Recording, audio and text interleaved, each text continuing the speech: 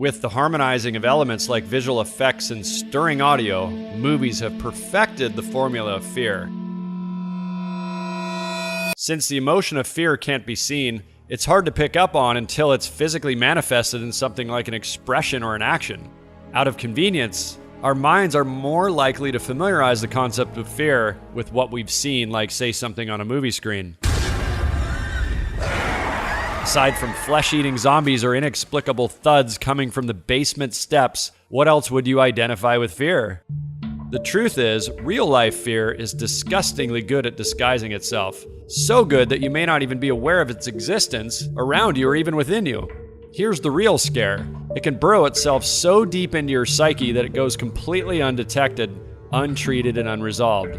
Fear can manifest itself in the most intimate of ways while it remains completely hidden in the shadows, laughing mercilessly as it creates a silent struggle within us. Or maybe we know what lurks in those shadows but resist confronting it for whatever excuse we dig up that day. The late Debbie Ford said, "By choosing not to allow parts of ourselves to exist, we are forced to expend huge amounts of psychic energy to keep them beneath the surface." Energy, such a precious and finite resource. How much of it have you spent turning your back on a part of yourself out of fear?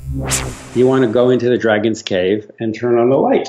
The dragon is a behavior, it is an energy that is developed by us, created by us, fed by us as a strategic, adaptive response to some trauma in life. When you disown your dragon, you feed it, nurturing and strengthening it into a massive life-sucking entity.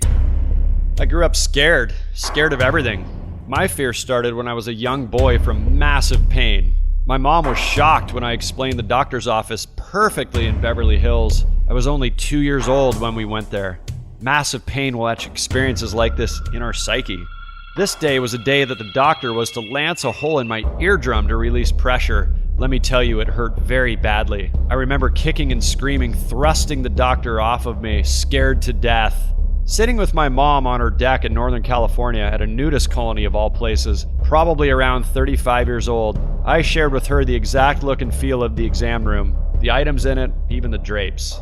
Having major ear infections as a young boy and tubes placed in my ears, I knew pain from a very young age. It's taken me many years to find and face that dragon and ultimately own it. I now use the fear and pain to help others through their own. How much happiness have you sacrificed to feed your dragon? Has it bullied you enough to miss out on fulfilling your mission on this planet or financial gain as an entrepreneur? Has it beaten you into silent submission that's prevented you from speaking your ideas, thoughts, and opinions? Or has it blocked you from fully experiencing deep, intimate love? What about the fear of uncertainty or absence of assurance, things that are hidden in the shadows? How has anxiety crippled your courage? I love the way Isaac Lidsky puts fear into perspective for us during his TED Talk. What reality are you creating for yourself? Your fears distort your reality. Under the warped logic of fear, anything is better than the uncertain. Fear fills the void at all costs, passing off what you dread for what you know, offering up the worst in place of the ambiguous, substituting assumption for reason. Psychologists have a great term for it, awfulizing. Has fear awfulized the unknown so intensely that you rely on unhealthy crutches like drugs or alcohol as a way to distort your reality? Really? Check in right now. Really check in. If you took a mental inventory of how much of your time, energy, love, money, or opportunities have withered away, you start to realize how expensive it is to keep fear around. There isn't one being on this planet that can afford it as an everyday sidekick. Its sole sponsor is life in one way or another. A little time here, a little energy there, the fees start to stack up. And if we allow it to, it won't stop until we've given everything, and too many have. Are you with me?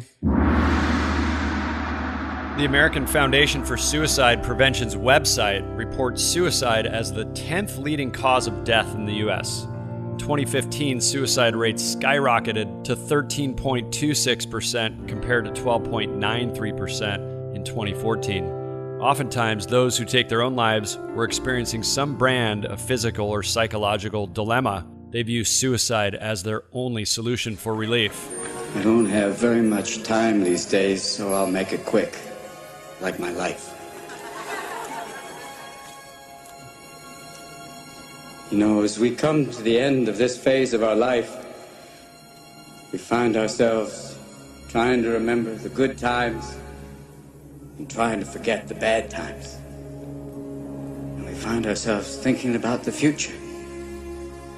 We start to worry, thinking, what am I going to do?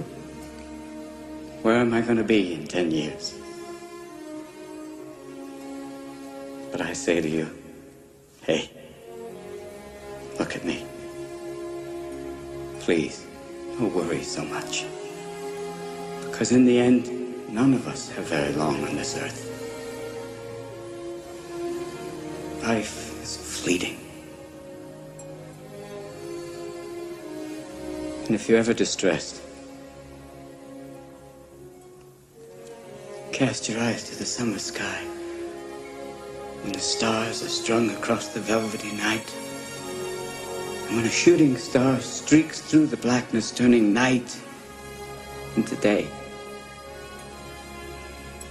Make a wish. Think of me. And make your life spectacular. You are out of your mind! Bingo! I know I did. Come on, Jack! Free up the little guy. Let him flap in the breeze. I made it, Mom. I'm a grown-up. Thank you. Robin Williams was a leading light in the entertainment world as both actor and comedian.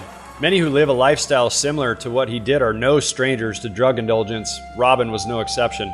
His struggle with alcohol and cocaine addiction wasn't something he tried to shield from the public eye, and would often use it in his material for his stand-up routines. In a 2010 interview with The Guardian, Robin spoke on his 2003 relapse after his 20-year sobriety stretch. He had been on location in Alaska and found himself alone and afraid, and he found company in an old pal and started drinking again to help him cope with the fear of being alone.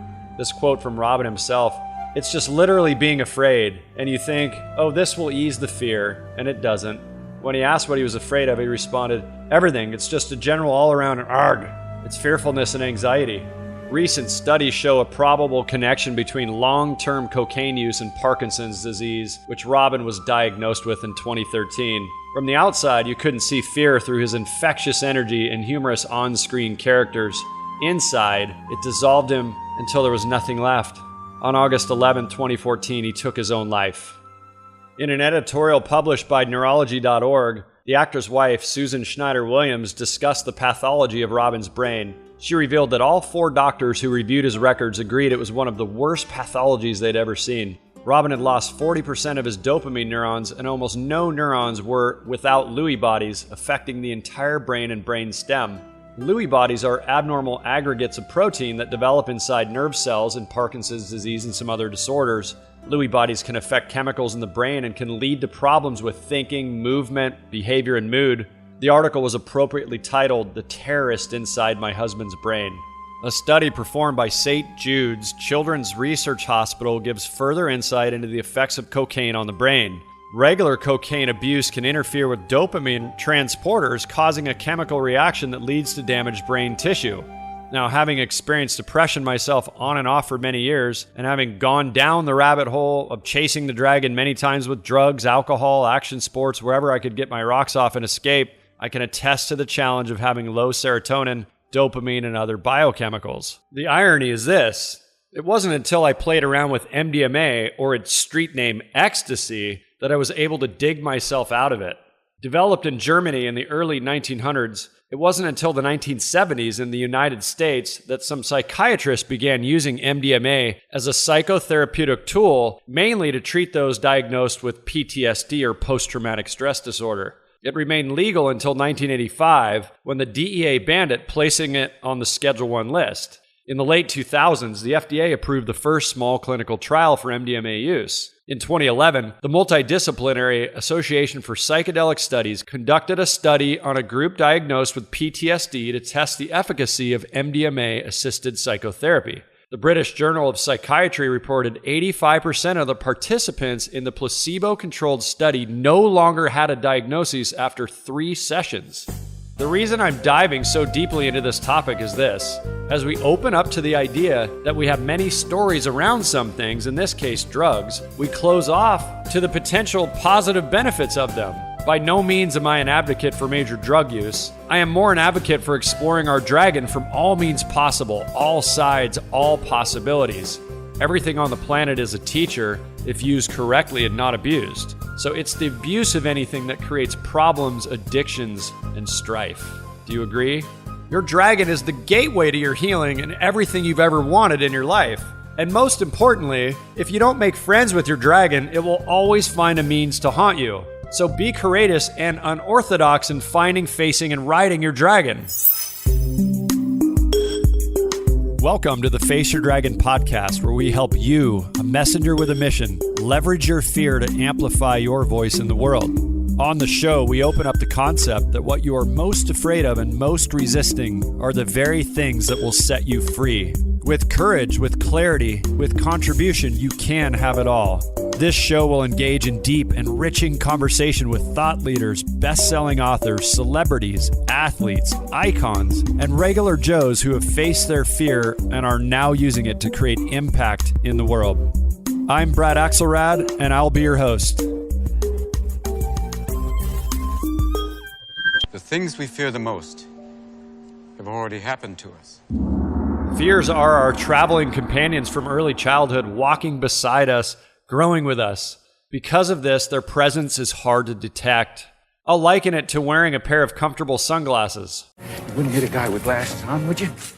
The bridge of your nose carries most of their weight, and they're unmistakably close to your eyes, making them continuously visible. Yet most regular wearers don't remember they even have them on until something like dirty lenses or going to bed makes them aware enough to take them off. Point being, it's hard to notice something when it's always there, even when it's literally right in front of your face. What things would you start to become more attentive to if you really paid attention? Carl Jung said, "And if such a person wants to be cured, it is necessary to find a way in which his conscious personality and his shadow can live together." Notice how he referred to shadow as something independent from consciousness. Becoming aware of the shadow is the first step in trying to understand it. Barnet Bain, it only becomes understood, and then we no longer have to fear it. But it doesn't necessarily have to lose all its energy. It can still live there. We just understand it, and it lives in the corner and doesn't drive us. Once the shadow is understood, the energy in the darkness can be used in a positive way.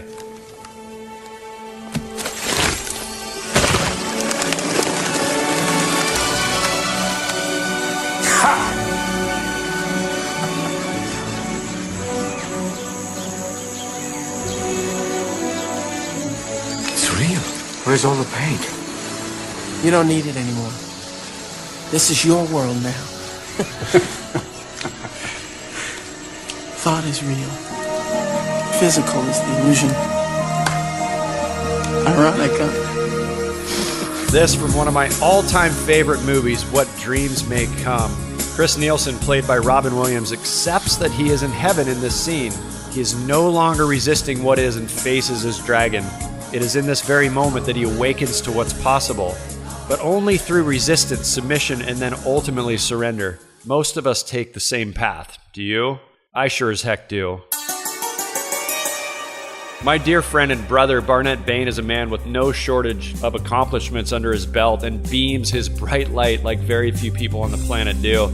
Over the last 6 years, we've had the honor of playing in the same transformational circles. He's one of the sweetest, most gifted, and intelligent humans I've ever met, truly lives in his zone of genius. If his name doesn't strike a chord just yet, maybe mentioning his achievements will.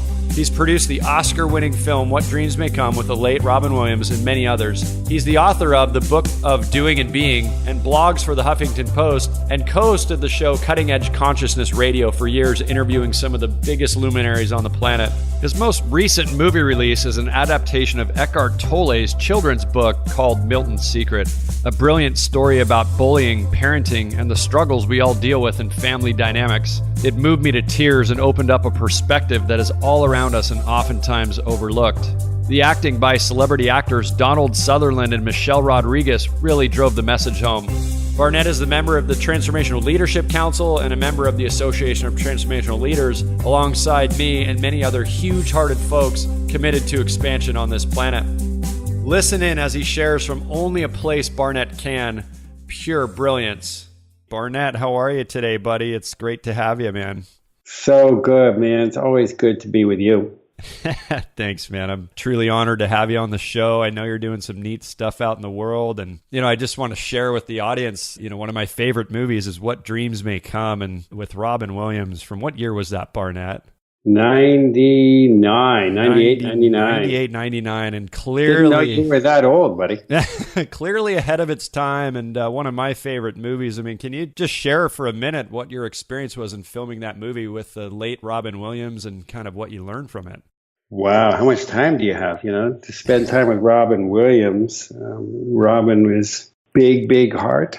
He's certainly well known for being a comic genius, and he's well known for being a big-hearted guy. But to spend the better part of a year up close with a heart that big, that'll change you. Well, it really is about the heart, isn't it? I mean, all the work that we're doing in the world is... It's all about the heart. It is, isn't it? All about the heart.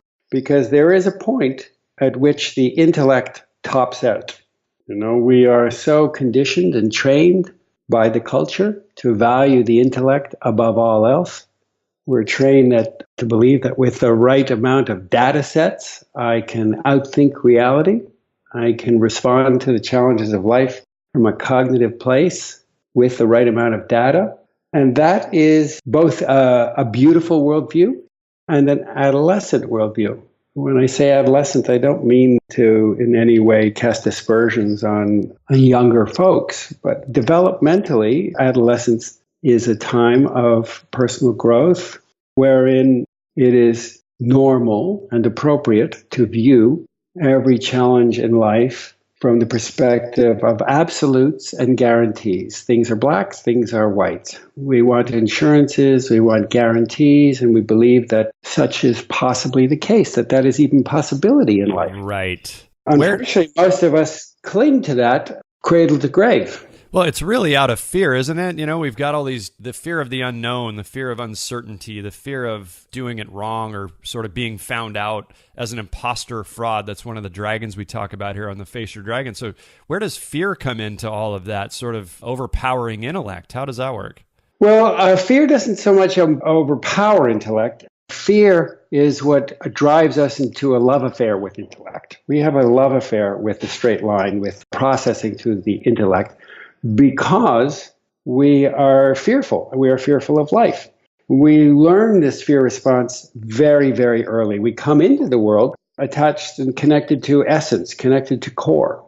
And as very young people, as little children, as babies, we do not have the faculties or the abilities to meet what life brings us from a core place. For example, imagine yourself as a newborn and you're being held by your mother. I'm not saying this is a good mother or a bad mother, but even the best mother influence in the world cannot meet fully the needs of another human being or a child. So imagine you're being held by your mother and she's talking to a sibling or to your father, or she's on the phone, or she has something else to attend to. Now suddenly you connected to your essence. You feel an abandonment energy. You can feel energetically that she is not attuned to you. Right. So immediately we are pitched into crisis. And if anyone doubts that for a newborn infant that a lack of attunement from his mother is experienced as a crisis, you're free to doubt it. I can't point to any evidence to suggest otherwise, but just go with me for a second and assume that that is possibly the case. So we shuttle out of our body for safety. Right. We shuttle up into the head, which as a newborn infant is not fully developed yet. But we evacuate the body because it is so disturbing to feel a disruption of the attunement of the mother, the only safety we've ever known in the womb. So we evacuate. We try and disincarnate. We go to a place that is not fully formed yet, and it takes, a certain time after birth. I don't know whether it's 18 months or 2 years. I've heard different calendars from different research that suggest when that prefrontal cortex, when that executive brain fully comes online. And by the time it does fully come online, we are very, very habituated and experienced in shuttling out of the body and up into the head, where we begin to make decisions about life that are based out of cognition. My mother is not there for me, and so fill in the blank. I'm not being fed, my diaper is wet, and so fill in the blank. It's just so primal, Barnet. There's so many automaticities that are happening neurologically, biochemically. It's the fight, flight, or freeze. That part is not conscious. When we begin to make it conscious, we make it conscious cognitively, and as a child, we make it about us. Right. So when we feel either inundated by somebody else's energy or distanced or the lack of or an abandonment by whatever the degree is, we story it. That is how stories are born. We story it in terms of logic and reason, which is the domain of the cognition. And we make a story about us. I'm not good enough, or I'm too good, or I'm a bad person, or I'm undeserving, or I'm flawed, or nobody understands me. So there is some core decision that is made, and we spend a lifetime trying to, with an aversion to that core story. Everybody has their own version of it. And right. We have a lifetime of fear, of defenses built around avoidance of that feeling. Well, the topic that's really obviously everywhere and certainly in your reality right now is with the Eckhart Tolle book, Milton's Secret, that you just produced into a film. And there was the bullying aspect. I'm curious how all of this plays into bullying, attracting bullying in our lives, being the bully in our lives. Like, how does that play together? And share a little bit about the movie as well. Well, I think, we're all very familiar with the outward manifestation of bullying. Everybody can recognize the violence of bullying when it occurs, either on a school playground or in the boardroom of a Wall Street banker. When somebody seeks to assert themselves over another individual, we recognize that as a bullying behavior. But bullying, long before it manifests in that dramatic outward way, it begins with a seeding. It begins with the bullying internal self-talk that every one of us on the planet is familiar with. It begins with that thought stream of self-talk that is generally, I'm not enough, I'm not smart enough, I'm not good enough, I'm not handsome enough, I'm not thin enough, I'm not American enough, I'm not white enough, I'm not black enough, I am not somehow enough, right. I'm not lovable enough, I am not dignified enough, I'm not respected enough. It begins with that self-talk. Yeah. And that self-talk builds to a crescendo and eventually finds expression in some kind of adaptive behavior. I am not enough, and therefore I will act out in the following way, either as a victimizer, or as a victim, and the full spectrum in between. So until, there are all sorts of responses, and very, very good ones, to the challenges and the problems that we have around bullying. But until it is dealt with at the level of the self-talk, at the level of the personal messaging that we hold about ourselves and that we are constantly seeking to reinforce about ourselves, or to push back against, same thing, we will not really resolve some of these challenges. Right. Can you share a little bit about the story without totally giving it away in Milton's Secret and sort of the journey that we all went on, both the actors and their storyline, but also as a viewer of the movie? Yeah, thanks for asking. So Milton's Secret is about a young boy. It's almost kind of a spin on a coming-of-age story. It's a young boy of 11 years old, about to turn 12, and he lives in a world of extraordinary uncertainty. For a young boy, terrifying. His parents are facing marital and financial challenges, and so he is concerned about the future and the status of his family and of his safety and who's going to take care of him, and will they have a roof over their head, and will he have a mom and a dad? And so there's all of these issues.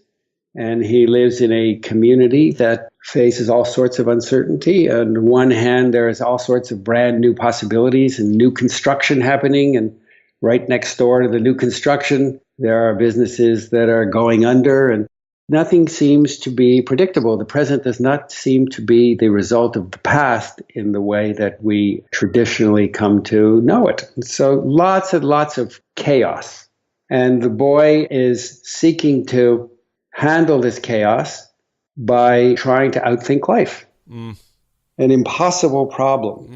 Right. Certainly an impossible strategy for a young boy. And I hope by the end of the movie that people will contemplate whether or not it is an equally impossible strategy for adults too. So what happens to this young boy is he is blessed to encounter in the form of his grandfather who comes to visit, played by Donald Sutherland, a man who is not trying to find guarantees in life and insurances in life and absolutes in life, but a man who is training himself to respond to the challenges of life moment by moment. And so the boy sees that there are different ways to meet life. There's an entirely different way to meet life, and that the way that his grandfather models is more loving, more flowing, has a greater sense of aliveness. He feels more seen by his grandfather. He feels loved by his grandfather, not for what he does in the world, but for who he is. And so the boy has the miraculous experience having a connection with another human being who is responding to life in an entirely different way. And without it being a tutorial or without it having any lessons or instructions, he just witnesses what consciousness moment to moment looks like. And no, it doesn't change the boy's life instantly and forevermore, but it gives him an insight into a whole other menu of possibilities. Well, sometimes we just need that split second of possibility or what's just available in the moment of presence and pure love. And, and I love to paraphrase Einstein and state that the intellect is a wonderful servant, but a horrible master. Yeah, well said. I didn't know that Einstein said that, so thank you for that. But certainly our world does not operate that way. And there's a kind of a fail-safe mechanism built into our cognitive, our mental operating system that says anything other than mentality, anything other than the thinking process, the cognitive process is dubious. Right.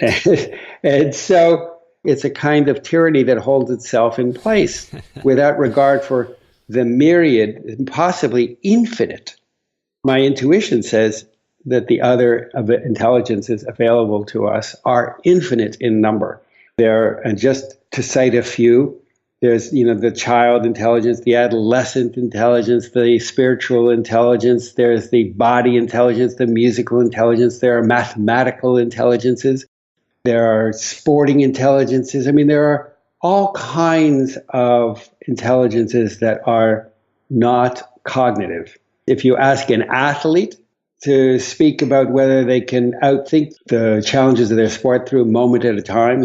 I live by the beach and I watch surfers, and occasionally I'm not a very gifted surfer, but I'm out there and I know that what meets you on a wave, it comes faster than my ability to process analytically. Right. And so there is a different intelligence, embodied intelligence that shows up. And if I try to outthink what's going on, I'm going to be in trouble.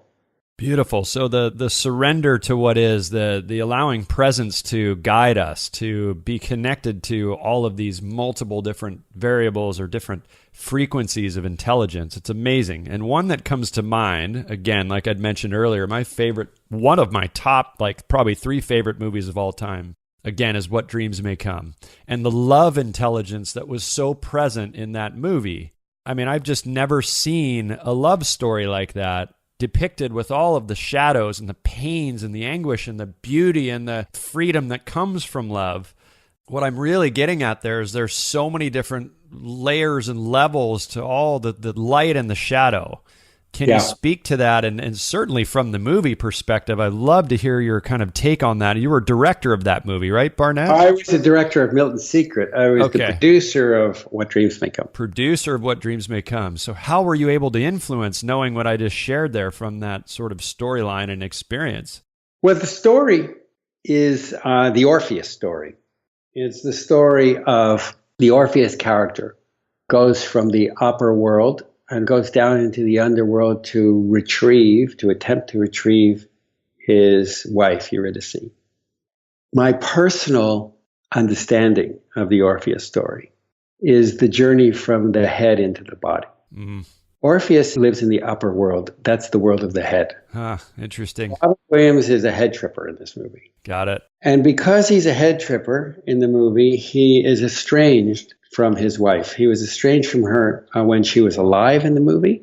And then when she takes her own life tragically, he becomes aware of how estranged he was from her. And he attempts to go down into the underworld, meaning into his body. He attempts to start to process life, not simply through his critical analytical faculties. I've just got to share, Barnet, my whole body's in chills right now. I'm just absolutely buzzing from what you're sharing. Keep going. This is amazing. So the story is about a man. He doesn't deny his thoughts, but he increasingly relies less on them and more on his intuitive body experience and on his heart experience, and allows himself to feel his emotions, even though they may not make sense. He allows himself to have experiences, even though they may not make sense to the intellect.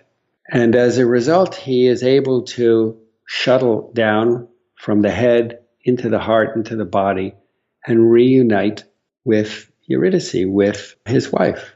And together, they are able to start a new chapter, one which does not abandon logic and reason, doesn't lose sight of logic and reason, but allows for more. So that is why I believe What Dreams May Come story is so resonant with audiences, more so now, in fact, than it was at the time it was made. Yeah, it was so ahead of its time. We've talked about that, when we've met multiple times at the Association of Transformational Leaders, like how it was just the technology was ahead of its time, the storyline, the messaging. Yeah. Are we waking up some more as a culture and as humanity? I mean, what's going on there? Well, that's an interesting paradox, I think.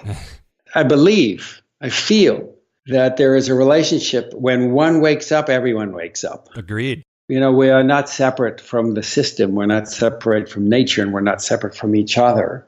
And so as I wake up, and I know that I am, there is no doubt. I understand and I experience myself to be more and more attuned and to have more and more of a sense of my greater reality, of my greater beingness on a daily basis. So there is no question that I am waking up, and therefore there is no question that my world is waking up. That does not mean to say that everybody is waking up in the same way and in the same cadence. However, if I am able to find a tuning to a particular resonance of awakening, then that tuning also is available to others, and people are tapping into that too. Just as I am tapping into it, others are tapping into it. Yeah, that's beautiful. So what is there a fast way for rapid awakening or rapid enlightenment? And what have you found to be the most effective way to wake up one yourself, to wake up another? I don't know that there are shortcuts to it, but I do experience that as I open my heart and open my mind to the possibility that there is more going on than my mind can grok. And that there are levels at which my intellect taps out. My intellect is really wonderful for solving certain kinds of problems. And it is entirely unequipped and not designed to meet other kinds of challenges. And so as I am willing to explore and discover those boundaries and limitations, and as I develop the courage to move into areas of my life without reliance on having to have the answers or having to be safe and secure before I move forward. As I develop those muscles, I allow myself to become more of a model for other people. Other people see that and they say, well, there's nothing special about this guy. If he can do it, I can do it as well. And so we start to become inspirations for each other. You and I have known each other for quite a few years now. I've seen you in a number of different contexts, and I've seen you on stage. And so I am very aware of how inspiring you are. Oh, thank you, brother. And also how authentic and vulnerable you are. And I believe this, I have not more, I keep saying I believe because that is an old patterned responses. What supersedes the belief is that I have direct experience of the impact that we have on each other. I don't just mean you and I, but certainly that, the impact that if you come to the table firing on a few more cylinders, you will have exponentially more impact on others. And people are moved by that. Sometimes they're triggered by it and they move away from it, but they are moved by it. It's so true. There's, as we illuminate the darkness or the shadows in others with our light, it can be triggering both positively and negatively. That's really interesting. I've experienced that a lot. One thing that came to mind, the Face Your Dragon platform and message is really about understanding Joseph Campbell's quote that the cave you fear to enter holds the treasure you seek. Yeah. So what we're most resisting and most afraid of in ourselves and others, however it shows up, is the very thing that'll set us free. Yeah. So how do we both face that dragon and learn to ride it? It's really not, I don't believe it's about slaying the dragon. I really think it's about understanding the shadow and using the energy that's in the darkness as well in a positive way. Yeah. I mean, you cannot slay a dragon. If you slay a dragon, you give it power. You slay a dragon, it may go stealth for a while. It may retreat into a cave for a while, but it will gather power and it will come for you. So I don't say that in a way to double down on anybody's fear story, only to say that you don't slay anything by denying it or trying to remove it. Where's it going to go to? We're all connected. It's all just consciousness. Where are you going to put it? Right. So you want to bring light to a dragon. You want to go into the dragon's cave and turn on the light. The dragon is a behavior. It is an energy that is developed by us, created by us, fed by us as a strategic, adaptive response to some trauma in life, to some experience in life. Whether it starts small, as we talked about at the beginning of the podcast, starts very small as a baby. It looks small, but believe me, as a baby, that's a big deal. Abandonment of love.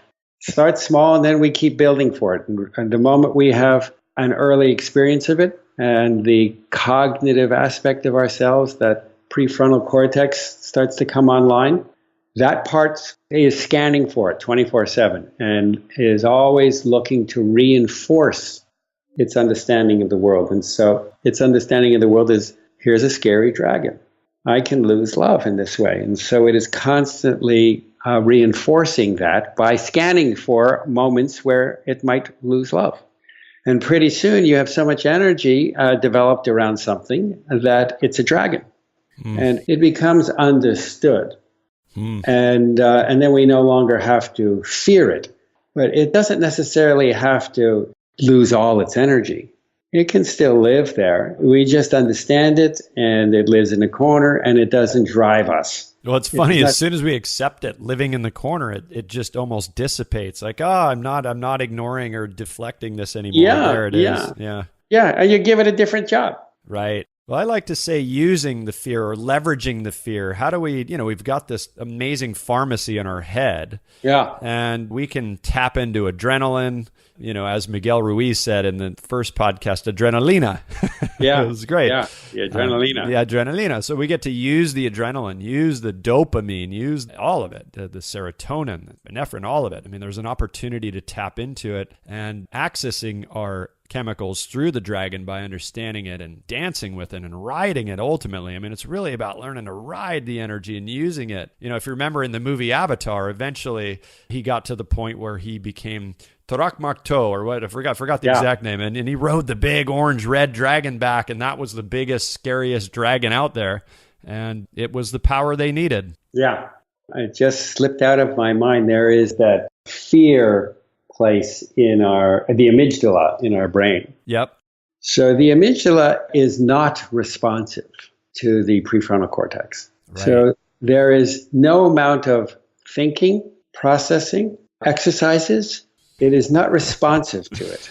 Right. Then it is not even responsive to the limbic brain, which itself is not responsive to the executive brain. The limbic brain is the second to develop brain, the one that creates connection and community and emotion and play. And it is not responsive to logic or reason also. And anybody that doubts that have you ever been in a relationship that doesn't work and you wonder, why do I keep going back? Yeah, right. There is no amount of discussion or logic or reason that connects to the limbic brain. They are not even connected. There are no straight connections from the limbic brain to the executive brain, to the neocortex. And there are no connections from the amygdala to these brains either, because it functions. The amygdala is the original reptilian, part of the original reptilian fight or flight. There's no connection. And so what happens is the adrenaline and this chemical dump that happens when the amygdala is stimulated, it's going to be stimulated, but it's never going to be stimulated in such a way that the limbic brain, which is about play and attunement, is going to latch onto. Right. Nor is it ever going to be stimulated in such a way that the prefrontal cortex is going to be able to latch onto. It can tell us a great story about how it is, but really the whole body and the whole subconscious is freaking out when the amygdala is stimulated. But what we can come to understand is that the amygdala is responding to a fight or flight stimulus. The reptilian brain is responding to a primal stimulus, and that what is going on right now is not what the amygdala is responding to, is not happening now. It just looks like to the amygdala. What's happening now looks like a fight or flight response. So what we can say to ourselves is, this dragon that I'm fighting is not about now. This is an old dragon and not about now. It's amazing how we just flash back to some thing in our past. That neural pathway fires off again, and then whoever we're speaking with or speaking to us, whatever, immediately triggers off that neural pathway, and we're back. We're back on. Yep. Neural maps are memory. They are memory. Neural maps are karma. There's no difference. That's what they are. Interesting. And so karma keeps coming back because the neural maps are not redrawn. Memories are not redrawn. However, when we respond to that differently, when we feel the dragon awaken, we go, wait a minute, is this really about now? No, it's not. I'm haunted by an old dragon. This is not about now. At that moment, I can love that dragon. I can say, I understand why you are active right now, but this is not about now. There is nothing to fear now. I can meet this challenge as an adult male, as an adult female. I can meet this challenge. And I understand why you're so activated. I love you. I hear you. I see you. I will always be with you. Even after we are dead, I will be with you. I will take care of you. I will never leave you. That begins to have effect on those old neural maps. It begins to chill out the dragon. And it starts to draw new neural maps. And as you begin to feed new neural connections, new neural maps are formed. And at the same time as new neural maps are formed through diminished use, the old axons and dendrites that are kept linked by virtue of how we direct energy, because less energy is going through them, eventually those connections wear thin, and finally they break off. And when they break off, we lose the memory altogether. Not only do we lose the memory, it never happened. And so the memory is gone, the karma is over. You don't release karma any other way except feeding energy to new neural maps. That's such and those neural maps, they exist whether you're in the body or you're not in the body. The more powerful neural maps aren't even drawn on the brain. They're energetic. Wow. I've never heard karma explained from sort of a quantum physics neuroscience perspective, and that makes so much sense to me. We reactivate it, the thought vibration then vibrates back out into the field, and then we create the karma. Yeah. We create it because it's familiar to us. Interesting. Even when we don't like it and we rail against it, but the very railing against it, the very not liking of it strengthens it because it is feeding the same neural maps. The response to it is to understand it and to tend to it and to love it. It's brilliant, Barnet. It's always to love it. You try and kill a dragon, that dragon owns you. It's If you gotcha. love a dragon, it lives in the corner. You have to feed it. You got to bring it a meal every day, throw it a rabbit, scratch it behind the ears. You don't love your dragon, it's running you. Barnet, this has been so fascinating, and I trust that the dragon tribe is getting massive value and benefit from this conversation. So what are you up to now, and how do people find you? What are you working on? I know Milton's Secret's kind of your latest project. What's going on for you? Well, Milton's Secret's out and now available Amazon Direct and iTunes and everywhere else that you scan or view or stream or whatever. So I hope people will check that out. If you want to see a movie about dragons, that's it. And I'm writing a new film and teaching. I'll be teaching this week at Esalen, a little late for our listeners, but maybe next time.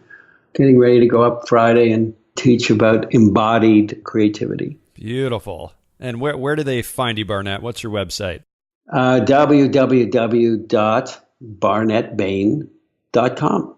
Very good, sir. Any final thoughts as to, your body of work is one that I'm just so impressed with and live through and allow it to sort of change my life and change others by recommending it to others. Any final thoughts as we wrap our talk today? Be brave. Yeah. Be brave. Nobody gets away with making friends with dragons unless they have courage. It takes a lot of heart and a lot of courage to face what we don't want to face in ourselves. That's the dragon.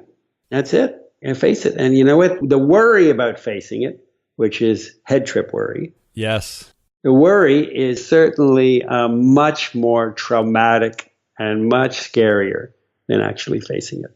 It's amazing that couple seconds of courage to step in and just get real or authentic with what's going on. It seems to dissipate a lot. So I'm with you there. Yeah. Awesome, brother. So it's so great to be with you today, buddy. Yeah, likewise. Love it. Even when we have an audience. I love it. Yeah, I love it. I'm just so grateful to have you, Barnet. And I trust everybody else's as well, and excited to get this out to the world for everybody to share. So thanks for your time, my friend. I want to thank our guests for sharing their hearts and brilliance with us. Thank you, Barnet Bain, and thank you, Robin Williams. Rest in peace, sweet Robin. We're so grateful for your contribution to the world. You can find out more about Barnet at barnetbain.com. And as we dive deeper into facing your dragon, I want to offer the opportunity for you to discover the #1 hidden fear stopping you from earning what you're worth. Be sure to take the 1-minute quiz at couragequiz.com. And if there's something here I mentioned that you want to review again, keep in mind we keep all the notes for you, including links to everything we talked about today. You can find the show notes for this episode at faceyourdragon.com/episode 004. And finally, I would like to invite you to subscribe and leave a 5-star review for the Face Your Dragon podcast by visiting faceyourdragon.com/subscribe. Be sure to share this episode with your tribe on social media if it was useful for you. We'd love that. And join our conversation in the Face Your Dragon Facebook group as we talk more about your greatest fears being the very thing that will set you free. Tune in to episode 5 because I'll be talking with my dear friend, the amazing Satyen Raja with Warrior Sage. He's pretty much the baddest dude I know. We discuss the state of the world and how fear runs you and keeps you focused on self-preservation instead of your calling, and how net profit is the key. but only adding to it by avoiding the dark side of massive action. This incredible being and many more on the Face Your Dragon podcast. See you on the next show. And remember, when you face your dragon and take the leap, you will break free.